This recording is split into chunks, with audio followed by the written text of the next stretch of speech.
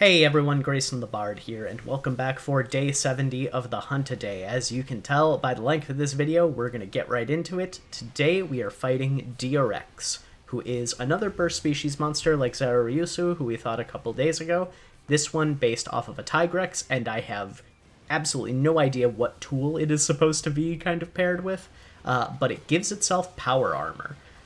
Magnetism is a huge theme in Monster Hunter Frontier. There are a lot of monsters that utilize it, and Durex does so by grafting metallic rocks to itself to create essentially a suit of armor. And the reason it does so, I can only assume, is because once you break that armor off over the course of the fight, this monster becomes so easy to stun that you can effectively, once you get that armor broken off, stun lock him into oblivion. I took multiple passes at this fight to get recorded footage that would showcase what this monster can actually do. And even in this one, you'll see that he spends most of the fight, once his face and wings are broken, flinching until he eventually dies.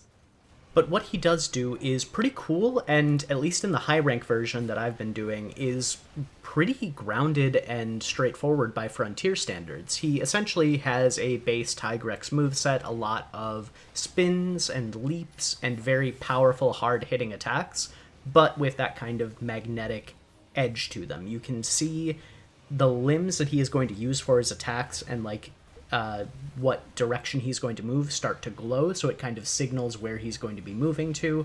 When he does his rock throw attack, it has, he hucks those metallic rocks at you, and they deal thunder damage. The coolest, most unique move he has, again, in this high rank version, is he will jump backwards, spawn a metallic rock wall behind him, and use that as a springboard to launch himself at you.